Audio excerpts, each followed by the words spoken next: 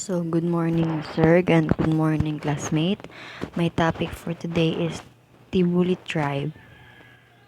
These are the Tibuli people.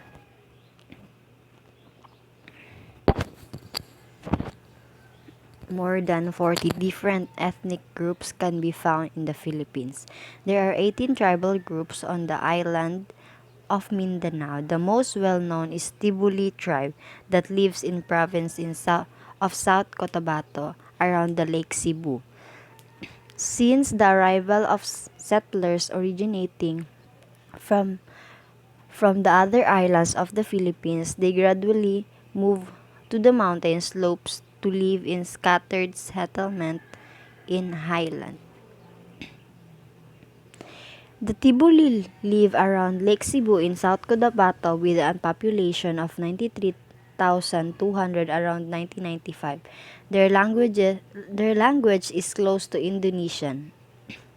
They stayed for 2,000 years or more in Cotabato and were probably the first human to occupy the mountain areas at the center of Cotabato. Most of the Tibuli lived in area around Lake Cebu, but the migration of lowlanders has caused them to move higher into the mountains. The Tibuli believes that everything around them possesses a spirit and is supposed to be respected. They took only what they needed, and for everything taken something else is given in exchange. They still recognized that the heartland of the tribe in Lake Cebu, because legend goes the lake was made from the act of sharing. History of Lake Cebu. This tribal group is still living in traditional way, comparable with how ancestors lived centuries ago. The Tibulis distinguish themselves from other tribal groups by their colorful, colorful clothes, bracelet, and earrings. This tribe is famous for their complicable beadworks, wonderful woven fabric, and beautiful brass ornaments. The Tibuli legend tells that the Tibuli are descendants of the survivors of a great flood. A man named Duwata warned the people of an impending great flood, but the tribe refused to listen except for the two couples, La Bebe and La Lomi, and Tamphiles and La Fadek. Duwata told them to take shelter in a bamboo so huge they could fit inside and in this way survive the flood. The story tells the first couple are the ancestor of the Tibuli and other highland ethnic groups.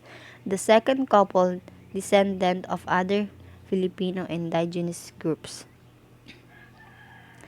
The Tibuli culture is richly connected with and inspired by nature. Their dance and are a mimic from the action of animals such as monkeys and birds. The Tibuli have a rich musical culture with a variety of musical instruments, but the Tibuli music and songs are not meant for entertainment only. The tribal songs are a living contact with their ancestors and a source of ancient wisdom. The Tibuli believes that everything has a spirit which must be respected for good fortune. Bad spirits can cause illness and misfortune. I personally come from nakapunta na po ako sa sa Lake Cebu, then nakita ko talaga kung paano sila na sumasayaw, para talaga silang mga ibon or something, mga unggoy, kasi parang kakaiba, just like blaan, just like ganyan po, parang kay sila kanang lahi kay sila magsayaw sa murag ordinary na dance step. Then these are the example of tibuli clothes. The tinalak. The tibuli scared cloth made from abaca in the best known tibuli craft and is one of the tribe's traditional textile. This cloth is exchanged during marriages and used as cover during birth. The Tibuli women are named dream weavers. Another legend tells us that the tinalak weaving has taught by the goddess named Fudalu in an in a dream, and that women learn this ethnic and ritual based on tribal design and clothes pattern through their dreams. These unique patterns are made with centuries old practices and passed down from generation to generation. Excuse me. This typical Tiboli textile is history held in hands of their makers, and the rich cultural heritage can be seen through their creation. It shows the tribe collective imagination and cultural meaning. The weaving is a very tedious job and requires much patience, a lot of creative and a good memory to remember the particular designs. Men are not allowed to touch the chosen abaca fiber and materials used in the weaving process, and the weaver should not with her met with her husband in the time the cloth is woven, for it may break the fiber and destroy the design. At the present, the tinalak product have become a signature product of province of South Cotabato.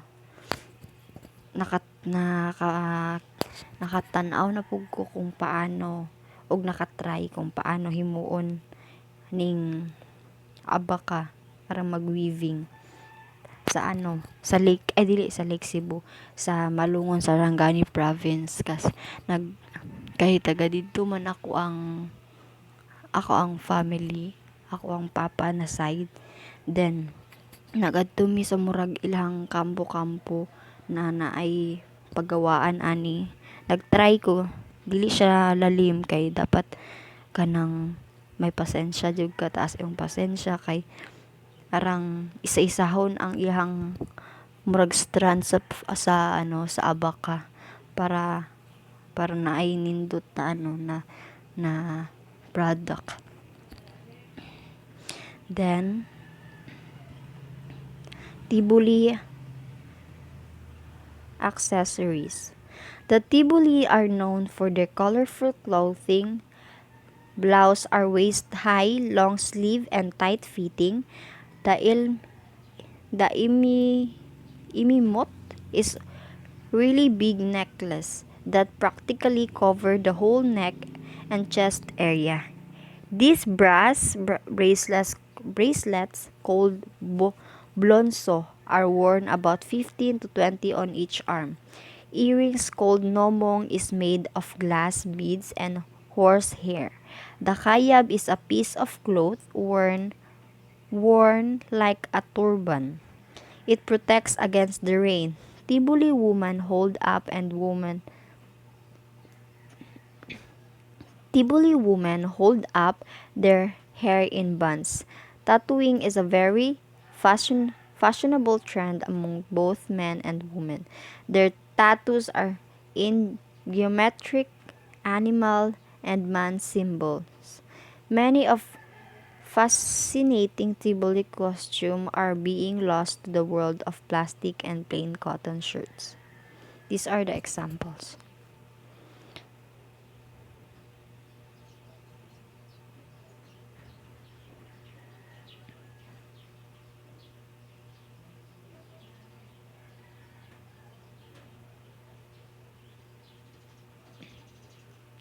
Tibuli products.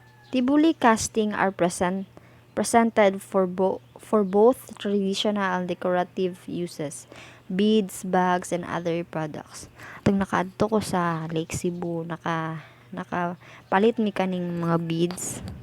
Daggan kaayo pero Napagani hantod garon sa kuha, ginatago na ako for murag souvenir ana. Kay sila barato lang pa jud, mga 5 or pinakamahal guro abot na og 100, pero indot na kaayo, just like that. Pero kaning mga tong mga ni malong, murag malong, naaba ka, mas nakakita ko ani itong nag-adto kog malongon sa Sarangani province, kay personal nako nakita po ko sa ilang mga instrument, ilang mga um, gamit para kanang sa pag-away good, na mga gamit ay gamit ang mga kahoy na creative, like stick, pangpatay man to, mura siya kuan, huyupon, para magawas tong stick na talinis na makatusok, just like that. Pero dili ko sure kung tibuli ba to mga taga Malungo, nakalimot man gud ko sa ilang tribe, pero same lang sila, natural lang. Ara lang sir, thank you for listening and good morning. Thank you.